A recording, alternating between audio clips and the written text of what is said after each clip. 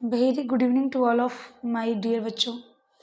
मैं कुमारी सिमरन भारती हमारे channel study with Ritesh पर स्वागत करती हूँ। बच्चों, आज मैं हिंदी के महत्वपूर्ण प्रश्नों को सॉल्व करवाऊंगी जो आपके एग्ज़ाम के व्यू से मोस्ट इम्पॉर्टेंट होने वाले हैं। तो डियर बच्चों, आज आप सभी का सेशन बिल्कुल ही इम्पॉर्टेंट होने वाला है, सो आप लोग सेशन को बिल्कुल भी मिस ना करें। और जो भी बच्चे हमारे चैनल पर नए हैं वो टेलीग्राम अवश्य ज्वाइन करें। और टेलीग्राम का लिंक जो है बच्चों नीचे डिस्क्रिप्शन बॉक्स में दे रखा है, तो आप लोग वहाँ से ज्वाइन कर सकते हैं। तो बच्चों चलिए हम लोग आज का सेशन स्टार्ट करते हैं। सो चलिए बच्चों हम लोग अपने पहले प्रश्न की ओर बढ़ते हैं। बच्चों, हमारा पहला प्रश्न आपके स्क्रीन पर दिखाई दे रहा होगा, है ना। प्रश्न संख्या 1, ठीक है कौन सा शब्द अशुद्ध है? ठीक है, कौन सा शब्द अशुद्ध है? समर्थन, दरिद्रता, स्निग्ध या तपस्या। ठीक है, यहाँ पे 4 ऑप्शन दे रखे हैं। बताइए निम्नलिखित में से कौन सा शब्द अशुद्ध है? गलत। ध्यान से देखिए और इसका राइट आंसर बताइए।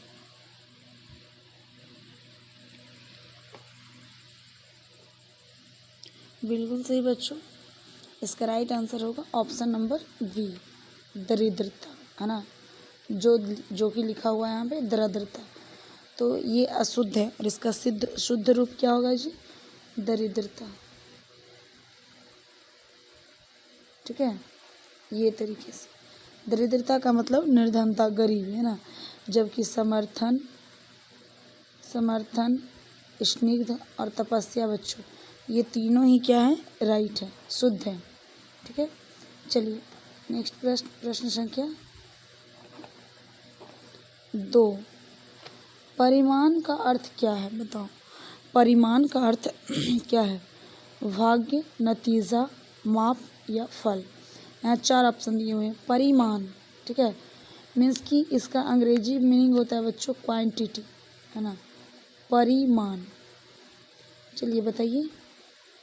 बिल्कुल सही, वेरी गुड। इसका राइट आंसर होगा बच्चों ऑप्शन नंबर सी, माप, है ना। परिमाण का मतलब हुआ बच्चों माप, है ना, जिसको कि हम लोग बोलते हैं बच्चों अपनी भाषा में नाप तौल, है ना, नाप तौल। ठीक है, मात्रा, यही ना बोलते हैं जी। इसका मतलब हुआ कि परिमाण। ठीक है, चलिए नेक्स्ट प्रश्न संख्या 3, ठन मुहावरे में रिक्त स्थानों के लिए सही शब्द भरिए। बताइए ठन के आगे क्या लगता है? ऑप्शन ए है बच्चों डंका, बी घंटी, सी गोपाल, डी गाय। चलिए बहुत ही इजी सा प्रश्न है ये। ठन गोपाल हम लोग क्या बोलते हैं जी? ठन गोपाल, यानी कि इसका करेक्ट आंसर होगा बच्चों ऑप्शन नंबर सी, है ना। तो बात आती है कि ठन गोपाल का जो है मुहावरे का अर्थ क्या होता है ना। तो बच्चों इसका हिंदी अर्थ होता है, इस मुहावरे का हिंदी अर्थ होता है बहुत गरीब होना। क्या होता है जी? बहुत गरीब होना। ठीक है, ठन गोपाल मीन्स बहुत गरीब होना। ठीक है बच्चों, चलिए नेक्स्ट प्रश्न संख्या 4, लोकोक्ति आँख का अंधा नाम खाली स्थान में रिक्त स्थानों के लिए सही शब्द भरिए। बताइए आँख का अंधा नाम क्या होगा जी? ऑप्शन ए नैनसुख, बी प्रकाश, सी अंधा, डी सूरदास। बताइए इसका राइट आंसर क्या होगा? बिल्कुल सही बच्चों, बहुत सारे बच्चों ने यहाँ पे जो है आंसर राइट दिए रखे हैं।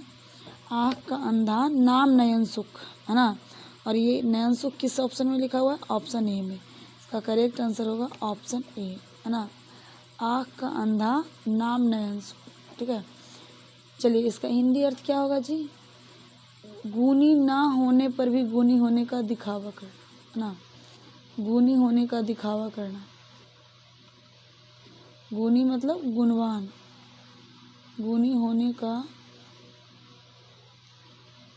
दिखावा करना। ठीक है, यही इसका क्या बच्चों राइट आंसर है। ठीक है, चलिए अगला प्रश्न संख्या 5, निम्नलिखित में से गुण संधि किसमें है बताओ। किसमें गुण संधि है जी? गुण संधि यानी एक पहिया ऊपर, याद रखिएगा बच्चों, गुण संधि एक पहिया ऊपर। व्यापत, रमेश, सदैव, कविश, एक पहिया ऊपर यानी कि एकार या ओकार। तो बताइए इसमें कौन सा शब्द है बच्चों जो ए और अ की मात्रा वाला है ना? ए, बी और सी, डी में। तो इसका राइट आंसर होगा बिल्कुल सही। सारे बच्चे ने यहाँ पे आज जो है सही आंसर दे रखा है। Very good, well done. Option number B है ना, रमेश। रमेश क्या है जी? गुण संधि है। इसका संधि विच्छेद अगर हम लोग करते हैं बच्चों तो क्या होगा?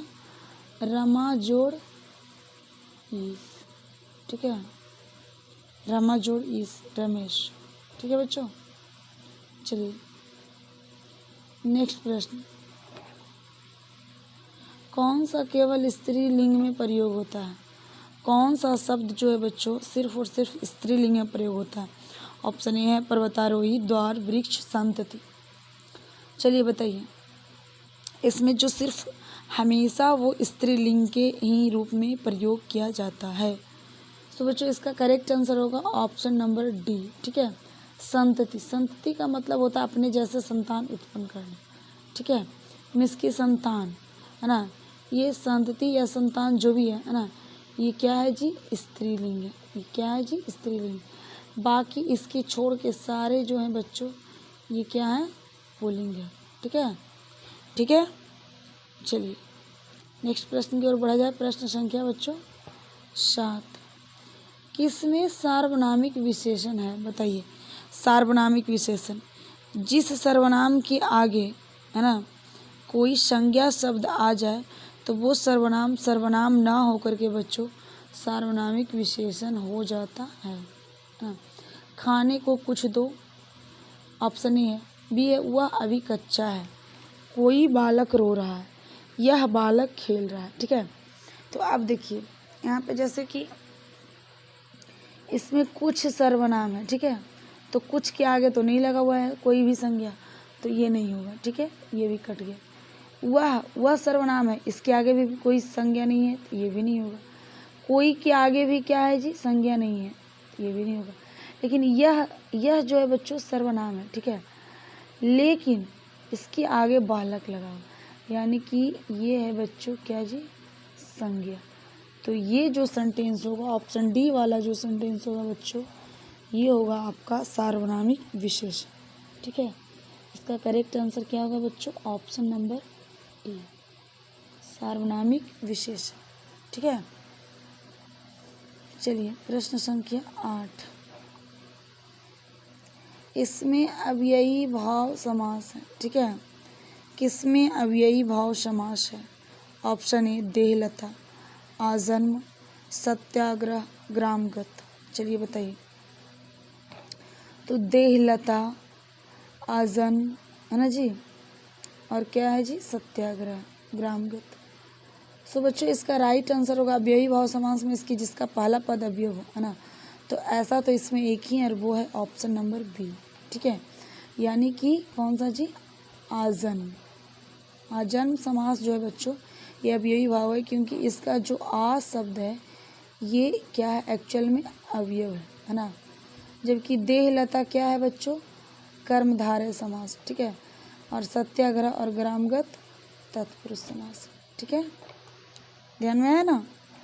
चलिए आगे बढ़ाया जाए बच्चों प्रश्न संख्या 9 की ओर। ठीक है, अग्नि का पर्यायवाची नहीं है, ध्यान दीजिए, अग्नि का पर्यायवाची नहीं है। वारिच, कृषाणु, अनल, पावक। चलिए फटाफट बताइए अग्नि का पर्यायवाची इसमें कौन नहीं होगा बच्चों? सो देखिए ऑप्शन नंबर बी, सी और डी, ठीक है, ये तीनों मीन्स कि कृषाणु, अनल और पावक, ये तीनों बच्चों अग्नि के पर्यायवाची हैं।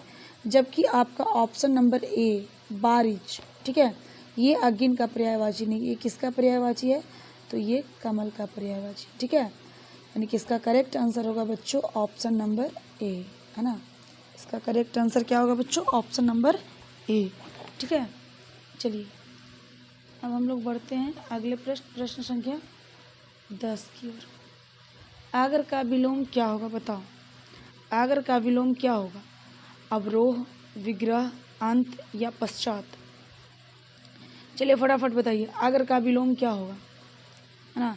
अगर का मतलब क्या होता है बच्चों, आगे होता है, ठीक है। अगर का मतलब क्या होता है, आगे, है ना। तो आगे का क्या होगा, पीछे होगा, हाँ। आगे का क्या होगा, पीछे होगा, है ना। मीन्स कि उसके बाद होगा, ठीक है। यानी कि इसका जो राइट आंसर होगा बच्चों, है ना, वो होगा ऑप्शन नंबर डी, पश्चात।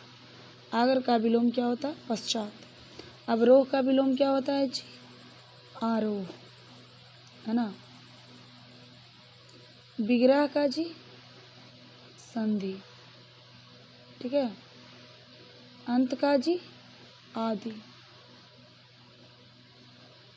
ठीक है।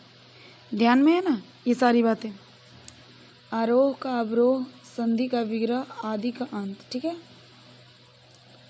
चलिए नेक्स्ट प्रश्न बच्चों, प्रश्न संख्या 11। पंडित जी भारत के प्रथम प्रधानमंत्री थे। में पंडित जी क्या है बताइए। पंडित जी भारत प्रधानमंत्री थे, पंडित जी मीन्स क्या जी, जवाहरलाल नेहरू के बारे में कहा जा रहा है। तो जवाहरलाल नेहरू एक किसी विशेष व्यक्ति का नाम है, तो क्या होगा यहाँ पे, ऑप्शन ए है सर्वनाम, भाववाचक संज्ञा, बी व्यक्तिवाचक संज्ञा, सी डी विशेषण। तो बताइए यहाँ पे क्या होगा जी, बिल्कुल सही जवाब, बिल्कुल, वेरी गुड वेरी गुड। इसका करेक्ट आंसर होगा ऑप्शन सी, व्यक्तिवाचक संज्ञा, है ना। यानी कि यहाँ पे पंडित जी जो है बच्चों, वो क्या है, व्यक्तिवाचक संज्ञा का एक मुख्य उदाहरण है, ठीक है। क्योंकि यहाँ पे पंडित जी से तात्पर्य बच्चों जवाहरलाल नेहरू, है ना, पंडित जवाहरलाल नेहरू। चलिए नेक्स्ट प्रश्न, प्रश्न संख्या 12। दाल में काला होना मुहावरे का क्या अर्थ है जी। बहुत सिंपल प्रश्न है, आप लोग बताते चलिए, मैं इसको जो है रिपीट नहीं करूँगी। दाल में काला होना, कोई अशुद्धि होना, है ना, कुछ भेद होना, असहमत होना, दूसरा रंग डाल देना, कहते हो कोई तो बात है ना, यानी कि कोई गुप्त बात है ना, तभी तो दाल में काला है। यानी कि इसका जो है राइट आंसर होगा बच्चों, वो होगा ऑप्शन नंबर बी, कुछ भेद होना। भेद होना मतलब कुछ बात छुपा कर रखना, ठीक है। कुछ भेद होना मीन्स बातें छुपा कर रखना।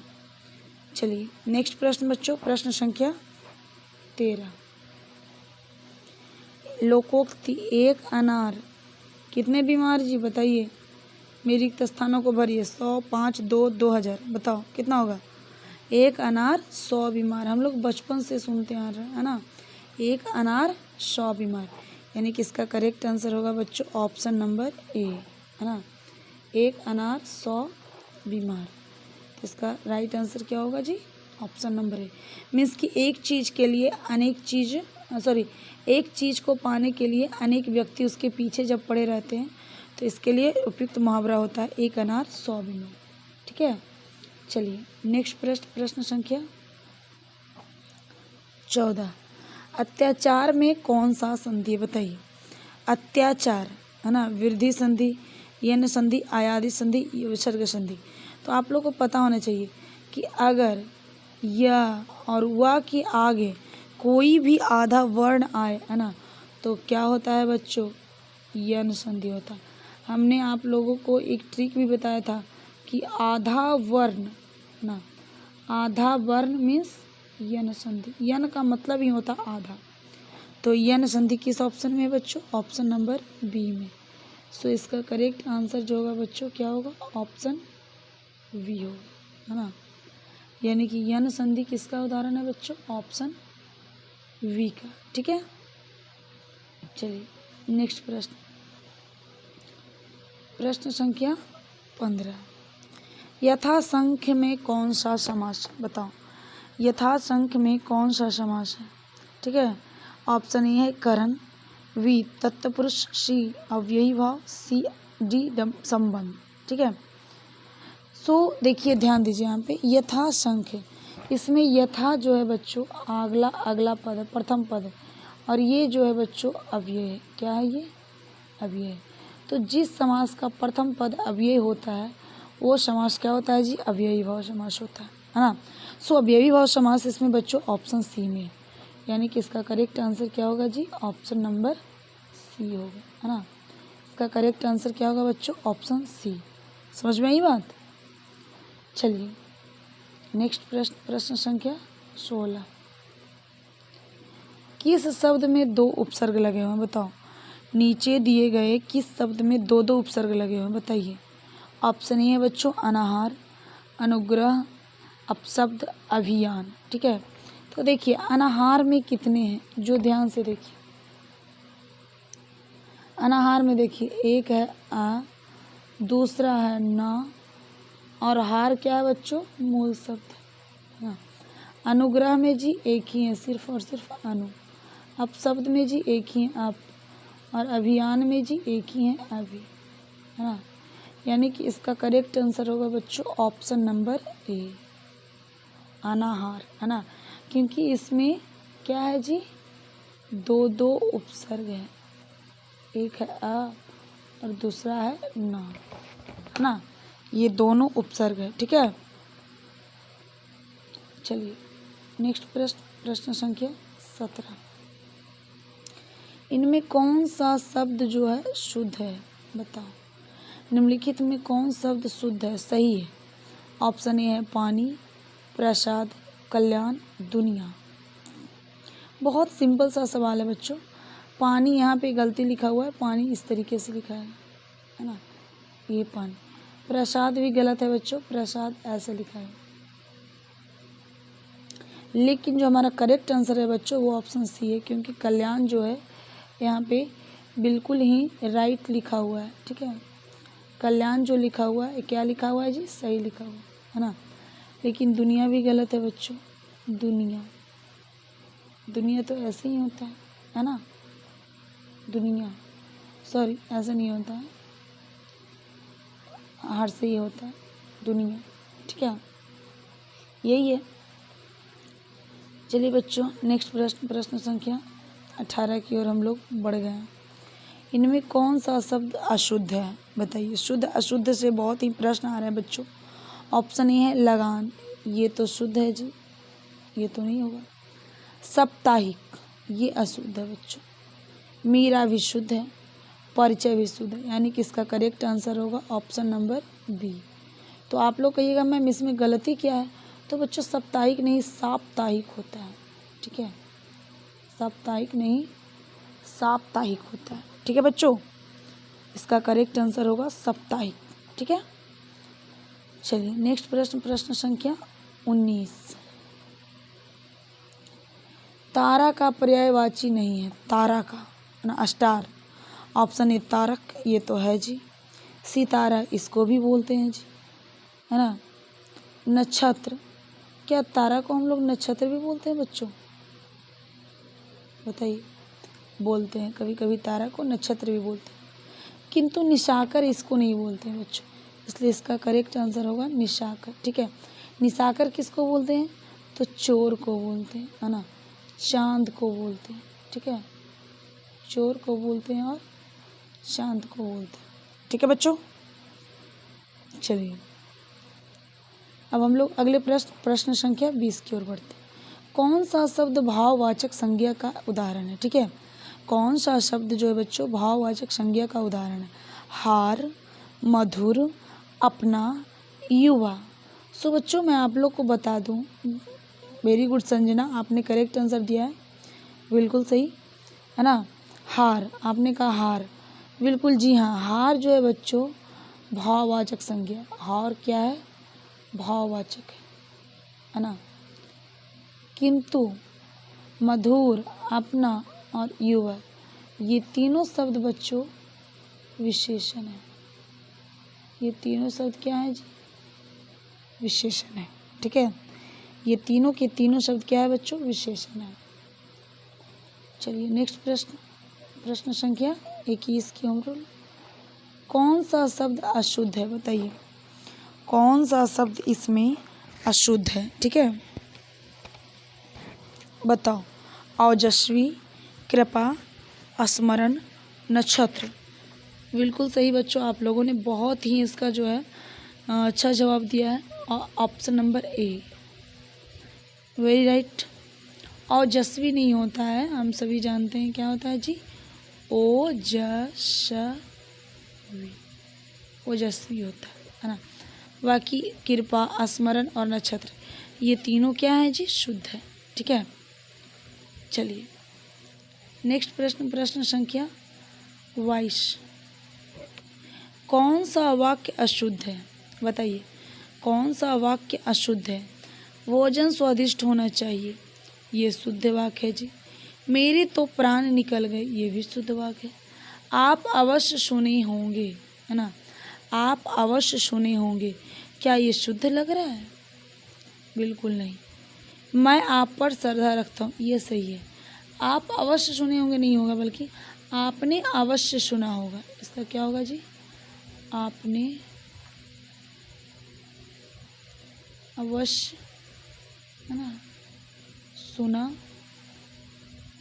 होगा, यानी कि इसका करेक्ट आंसर होगा बच्चों ऑप्शन नंबर सी, है ना, इसका करेक्ट आंसर होगा ऑप्शन सी। ठीक है, चलिए नेक्स्ट प्रश्न, प्रश्न संख्या 23। कौन परिमाणवाचक क्रिया विशेषण का उदाहरण है? बताइए। परिमाणवाचक मीन्स कि उसमें जो है मात्रा होनी चाहिए बच्चों, है ना। ऑप्शन ए है नीचे, बी अधिक, सी सदा और डी अभी, है ना। तो देखिए मात्रा का जो बोध हो रहा है वो किस शब्द में हो रहा है? नीचे में नहीं हो रहा, लेकिन आपका जो करेक्ट आंसर होगा बच्चों वो ऑप्शन बी होगा, अधिक, है ना। अधिक से क्या तात्पर्य है बच्चों? मात्रा का है। अधिक से किसका बोध हो रहा है? मात्रा का, है ना। कम, ज़्यादा, अधिक, थोड़ा, बहुत। ठीक है,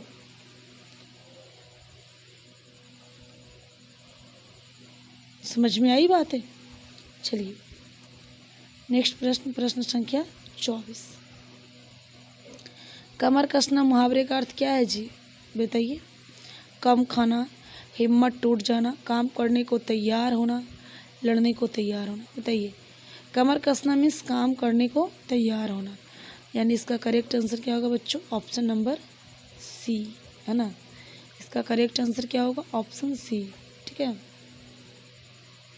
चलिए अगला क्या है बच्चों? प्रश्न संख्या 25।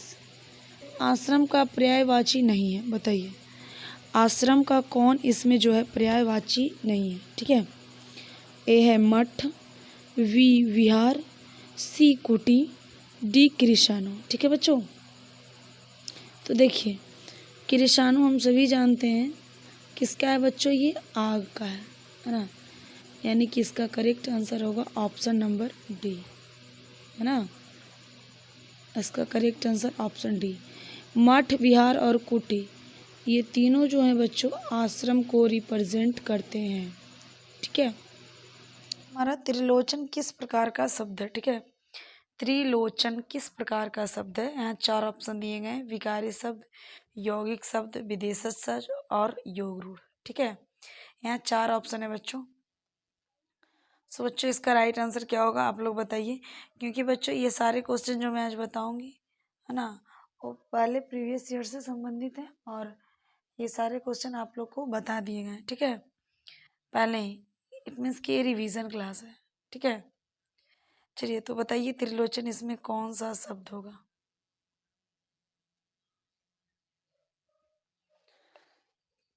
बच्चों इसका राइट आंसर होगा ऑप्शन नंबर डी, योग रूढ़ शब्द। ठीक है, इसका राइट आंसर क्या होगा जी? योग रूढ़ शब्द। अब बात आती है कि योग रूढ़ की परिभाषा क्या कहती है, तो सुनिए। योग रूढ़ वे शब्द होते हैं, है ना, वे यौगिक शब्द होते हैं, समझ में आ रही है बात? है जो 2 या 2 से अधिक शब्दों के साथ तो योग से बनते ही हैं, साथ ही साथ इनके दोनों खंड सार्थक भी होते हैं और ये किसी तीसरे की ओर इशारा करते हैं। ठीक है, जैसे देखिए त्रिलोचन। ठीक है, त्रि मीन्स क्या हुआ जी? 3, और लोचन मीन्स, तो लोचन मीन्स हुआ बच्चों आँख। लोचन मीन्स आँख, है ना, मीन्स 3 आँख हैं जिसके, अर्थात किनको कहा जाता है जी? शंकर को। त्रिलोचन किनको कहा जाता है? शंकर को कहा जाता है। समझ में आई बात? तो शंकर यहाँ पे जो है तीसरा शब्द हो गया, है ना, विशेष शब्द। कहने का मतलब है कि जो दोनों शब्द है इन दोनों को छोड़ करके एक विशेष अर्थ प्रकट करता है ना, तो यहाँ पे जो बच्चों योग रूढ़ हो गया। ठीक है, त्रिलोचन यहाँ कौन सा शब्द है? योग रूढ़ शब्द है। चलिए नेक्स्ट प्रश्न की ओर बढ़ते हैं बच्चों हम लोग। प्रश्न संख्या 2, हर्षा ऊ की ध्वनि का उच्चारण स्थान क्या है? ठीक है, हर्षा ऊ, जरा बोल के देखिए आपकी जिह्वा कैसे होती है, आपका मुंह जो है किस तरीके से, किस आकृति में बनाता है ना। पहला ऑप्शन है बच्चों कंठ, मूर्धा, तालु, ओष्ठ। बहुत ही इजी प्रश्न है, आप लोग बताइए हर्षा ऊ ध्वनि का उच्चारण स्थान क्या है? बिल्कुल सही, इसका राइट आंसर होगा जी ऑप्शन नंबर डी, ओष्ठ। ठीक है, प से सॉरी पवर्ग है ना, पवर्ग मतलब समझ रहे हैं, प फ ब भ म और हर्षऊ और दीर्घऊ है ना, इन सभी का उच्चारण स्थान क्या होता है जी? ओष्ठ होता है। क्या होता है? ओष्ठ। ठीक है, कंठ से किसका होता है बच्चों? तो कंठ से होता है क ख ग घ अंगा का आ का, है ना। तालु से किसका होता है जी? च छ ज झ का होता है। और मूर्धा से ठ ठ ड ढ का। ठीक है बच्चों, अब समझ में आई बात? चलिए नेक्स्ट प्रश्न, प्रश्न संख्या 3 की ओर हम लोग बढ़ते हैं। ठीक है, विस्मित का उपयुक्त अर्थ क्या होगा बताइए? विस्मित का उपयुक्त अर्थ क्या होगा? हैरान होना, भूला हुआ, परेशान या बिछड़ा हुआ? चलिए बच्चों बताइए, फटाफट बताइए, क्योंकि ये सारे क्वेश्चन आप लोग के जो है रिवीजन क्लास के हैं। ठीक है, सो बच्चों इसका राइट आंसर होगा ऑप्शन नंबर ए। ठीक है, विस्मित का उपयुक्त अर्थ होगा हैरान, मीन्स कि आश्चर्यचकित, है ना। अगर हम किसी को बोलते हैं ना आश्चर्यचकित, है ना, तो ये होता है क्या जी? विस्मित। ठीक है, हैरान।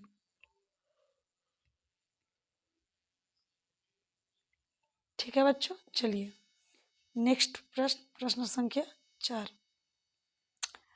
अगला प्रश्न कह रहा है जी कि कृपण का विलोम बताइए, है ना। कृपण शब्द का निम्नलिखित में विलोम कौन होगा? विलोम मीन्स उल्टा। परोपकारी, दानी, भिखारी, स्वार्थी। बताइए क्या होगा कृपण का विलोम?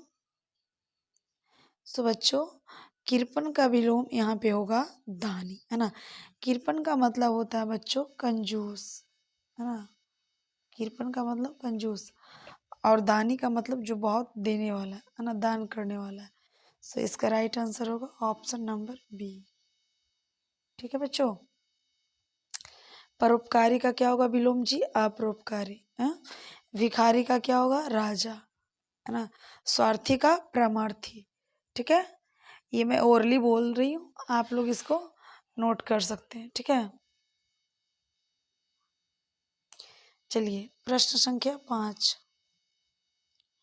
निम्न में से कौन सा शब्द विशेषण का उदाहरण है? बताइए निम्न में से कौन सा शब्द विशेषण का उदाहरण है? ऑप्शन ए मिठास, बी मकड़ी, सी तिलचट्टा, डी तिरछा।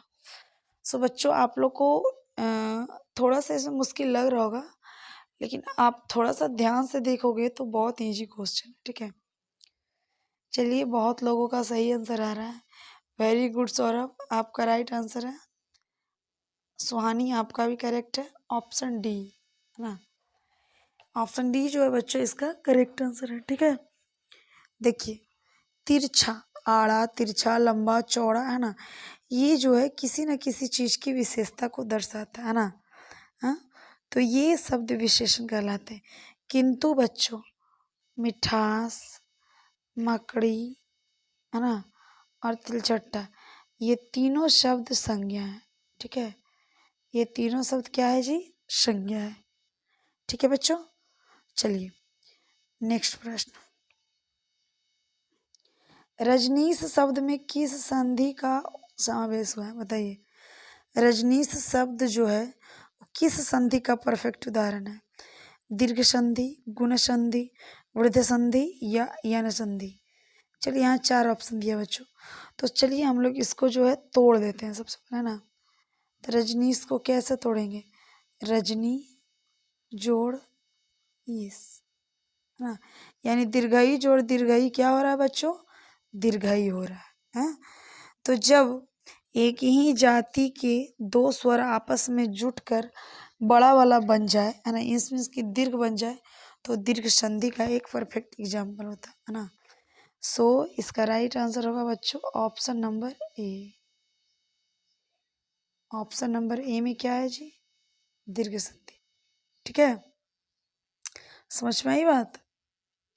चलिए अगला प्रश्न।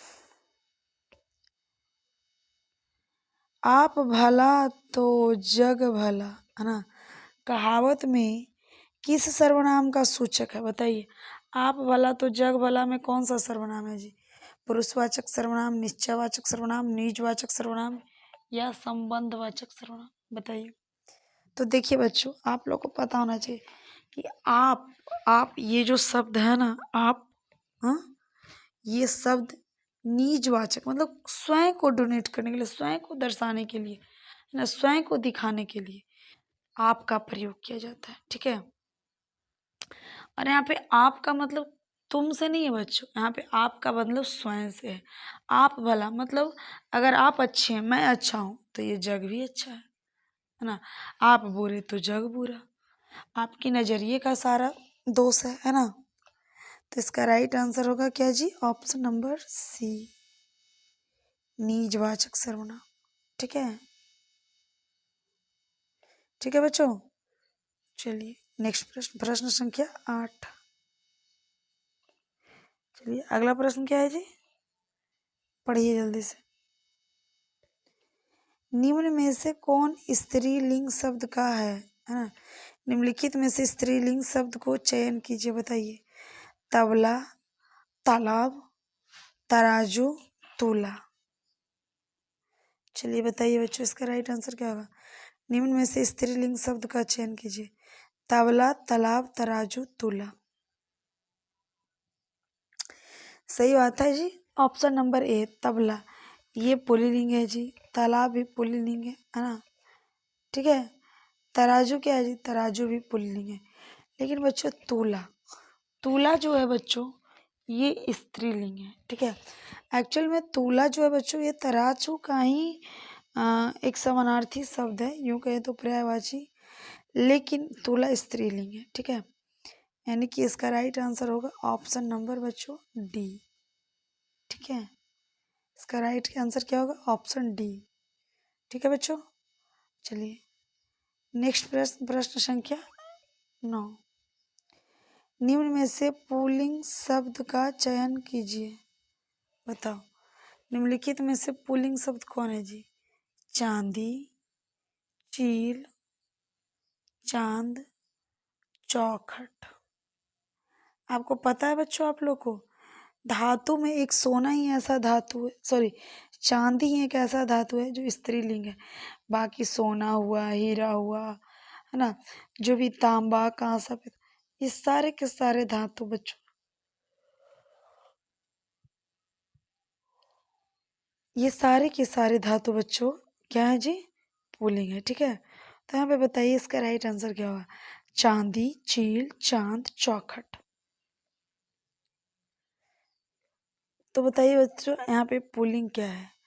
तो बच्चों आप लोग को पता होना चाहिए, चांद मामा है, तो जब मामा है तो वो क्या होंगे जी? पुल्लिंग होंगे।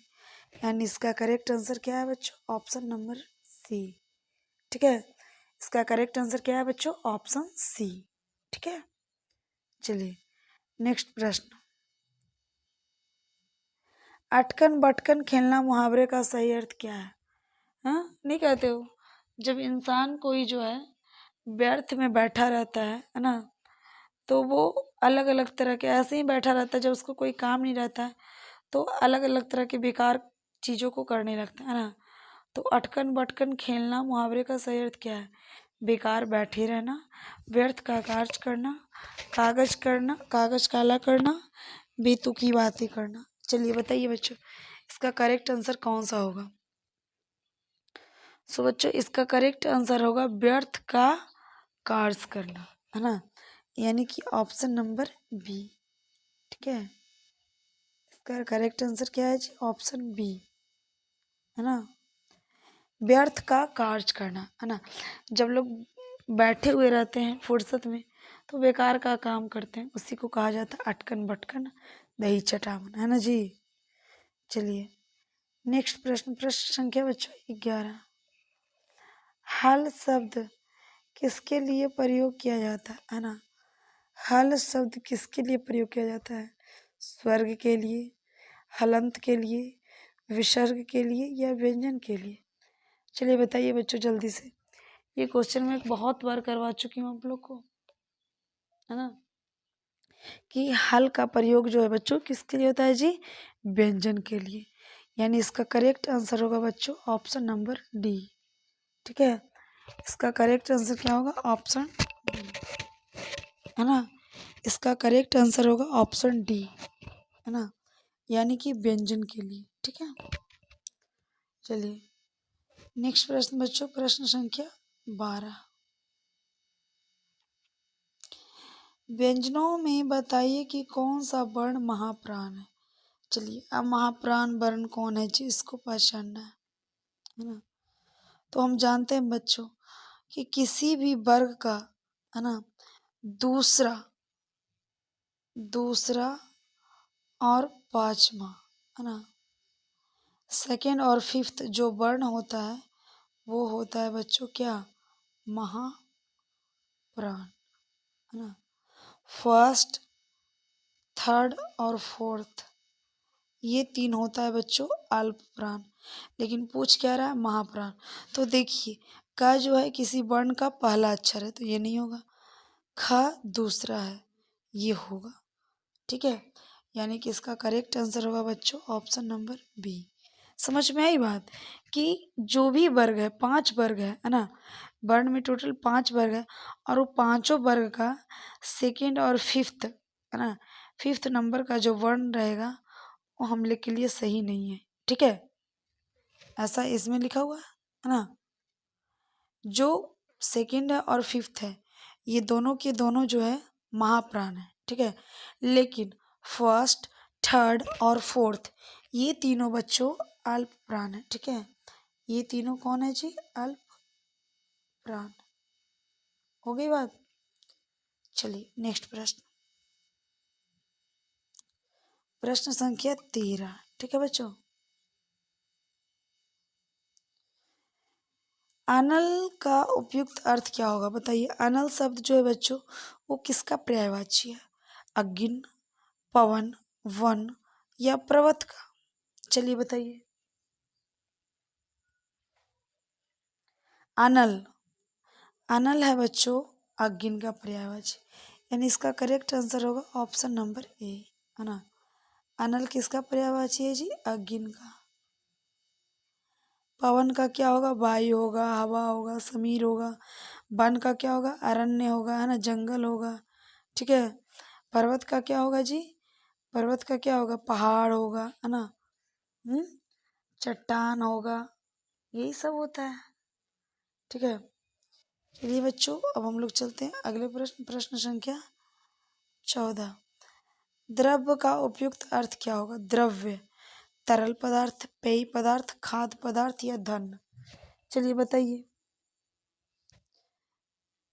सो बच्चों यहाँ पे द्रव होता है तरल पदार्थ का, तरल पदार्थ पेय पदार्थ एक ही चीज़ है। ठीक है, तो यहाँ पे इसके लिए होता क्या है जी? द्रव, लेकिन द्रव्य है तो बच्चों द्रव्य जो है धन के लिए लिखा जाता है, यानी इसका करेक्ट आंसर होगा ऑप्शन नंबर डी।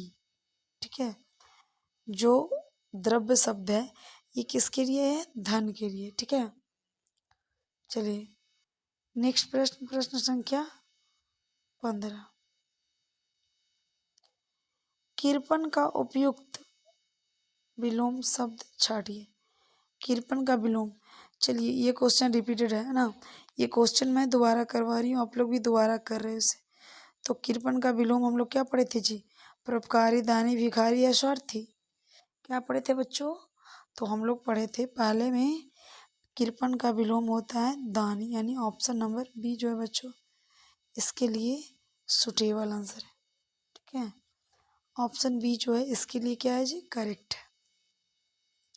चलिए बच्चों आज का सेशन समाप्त होता है, हम लोग फिर मिलते हैं, है ना, नेक्स्ट क्लास में कुछ महत्वपूर्ण प्रश्नों के साथ। ठीक है, चलिए।